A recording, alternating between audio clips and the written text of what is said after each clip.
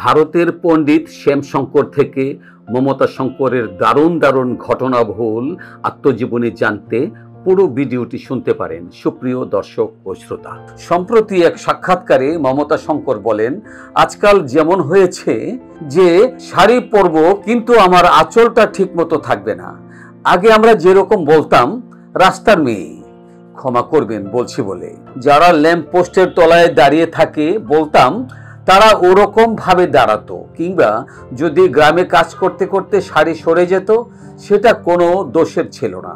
এরা মানুষকে আকর্ষিত করার জন্য করত, তাদেরও আমি শ্রদ্ধা করি, তারা তাদের পেশার জন্য এমনটা করছে। কিন্তু আজকাল যারা বিনা কারণে ওরকম ভাবে শাড়ি পরেন, তারপর লোককে কিছু বললে রেগে যান, মেয়েদের নিচু করা হচ্ছে।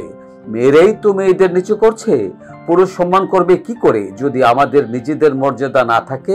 প্রশ্ন ছিল অভিনেত্রীর, তাতেই নিন্দার ঝড় ওঠে। কে এই সাহসিকা মমতা শঙ্কর? চিরসবুজ লাস্যময়ী নৃত্য ও অভিনয় শিল্পী মমতা শঙ্করের দাদু পণ্ডিত শ্যামশঙ্কর ছিলেন বাংলাদেশের নড়াইল জেলার অধিবাসী, একজন অভিনয় কলার রসজ্ঞ সমজদার।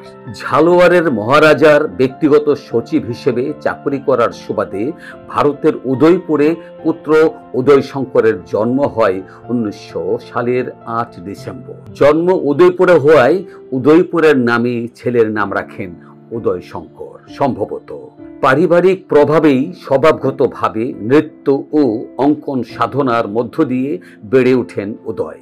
মাত্র 19 বছর বয়সে 1919 সালে উদয় শঙ্কর নৃত্য ও অঙ্কনে উচ্চতর প্রশিক্ষণ গ্রহণের জন্য লন্ডনের রয়্যাল কলেজ অফ আর্টসে ভর্তি হন। সেখানে তিনি প্রাচ্য ও পাশ্চাত্য চিত্রাঙ্কন এবং নৃত্যের উপর তাত্ত্বিক ও ব্যবহারিক উভয় বিষয়েই প্রশিক্ষণ নেন। নৃত্যের ক্ষেত্রে সম্পূর্ণ নতুন দৃষ্টিভঙ্গি নিয়ে 1929 সালে তিনি ভারতে ফিরে আসেন।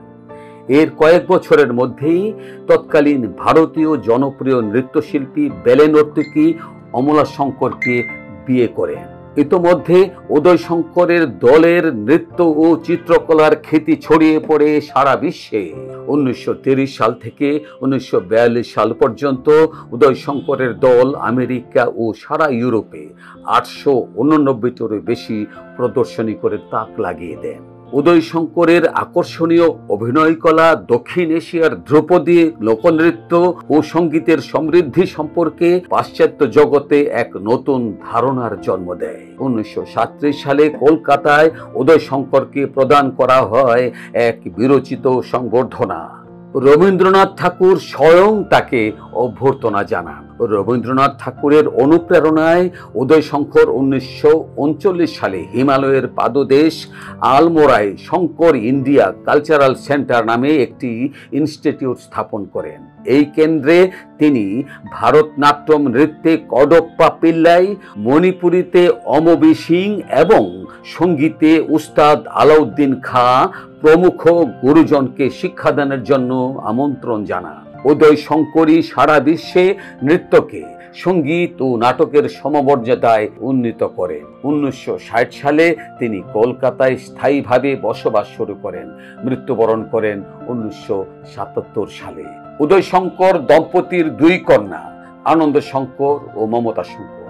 মমতা শঙ্করের আত্মজীবনী নিয়ে দারুণ দারুণ খবর জানানোর জন্যই উপরের সেই আলোচনার অবতারণা। মমতা শঙ্করের জন্ম 1955 সালে ভারতের কলকাতায়। উল্লেখ্য, উস্তাদ রবি শঙ্কর মমতার জেঠু। শঙ্কর পরিবারের 3য় প্রজন্মের মমতা শঙ্কর মডার্ন ভারতবর্ষে আট পরে খাঁটি বাঙালি অনন্যা এক নারী। সম্প্রতি নারীদের শাড়ি পরা নিয়ে মন্তব্য করে বিতর্কে জড়ান মমতা শঙ্কর। পশ্চিমবঙ্গের জনপ্রিয় অভিনেত্রী ও নৃত্যশিল্পী মমতা শঙ্কর শাড়ি পরা নিয়ে তির্যক মন্তব্য করে আলোচনার কেন্দ্রবিন্দুতে চলে আসেন। আনন্দবাজার অনলাইনকে দেওয়া সাক্ষাৎকারে মেয়েদের শাড়ি পরা নিয়ে মন্তব্য করেছিলেন এই অভিনেত্রী। মন্তব্যটি নিয়ে তুমুল বিতর্ক শুরু হয়। সাধারণ মানুষ, অভিনয় শিল্পী থেকে শুরু করে লেখক, সমাজকর্মী সবাই মমতা শঙ্করের ওই মন্তব্যে তীব্র বিরোধিতা শুরু করে। কেউ আবার মনে করেছেন অভিনেত্রীর মন্তব্যে ভুল ব্যাখ্যা করা হচ্ছে। কিন্তু কি এমন বলেছিলেন মমতা শঙ্কর জানিয়ে এত তোলপাড়? আজকাল যেরকম হয়েছে যে শাড়ি পরবো কিন্তু আমার আঁচলটা প্রপারলি থাকবে না, আমার আঁচলটা এইখান থেকে যাবে, ক্ষমা করবেন এটা বলছি বলে। মমতা শঙ্কর আজীবন মমতা শঙ্করই রয়ে গেছেন, জীবন আচরণে একটু বদলাননি। শাখা পলা, কপালে লাল টিপ এসবই বাঙালির সংস্কৃতি তিনি ধারণ করে চলছেন। যে যাই বলুক, মমতা তার মতামতে অনড়। মেয়ে হয়ে তার বক্তব্য স্পষ্ট, মেয়ে হয়ে মেয়েদের খাটো করাটা বন্ধ করা উচিত। অনেকে আমাকে নিয়ে ভাবেন এসব পোশাক পরলে লোকে ভাববে আমি গেও, তাদের থেকে আমি কিন্তু বেশি সাহসী, বেশি মডার্ন। কথাটিও মনে রাখবেন, আমি মানধাতা আমলের নই, আমি অত্যন্ত মডার্ন, কিন্তু আমার মনে হয় নিজের ডিগনিটিও বজায় রাখা উচিত। ভারতীয় সভ্যতায় যে পোশাকে বৈচিত্র্য রয়েছে এবং তা যে কখনই কারো চোখে দৃষ্টিকটু লাগে না, তা নিয়েও কথা বলতে শোনা গেল মমতা শঙ্করকে। নিজের বক্তব্যে তিনি আরো যোগ করেন, তিনি বলেন আমাদের ভারতবর্ষের পোশাক কিন্তু খুব আধুনিক। কোনো সাঁওতাল এলাকার হোক বা নাগাল্যান্ডের মেয়েদের কথা হোক, মনে করে দেখুন মৃগয়া ছবিতে আমার পোশাক কি ছিল। আমার মা বাবা কিন্তু কোনোদিন এ নিয়ে একটি কথাও উচ্চারণ করেননি।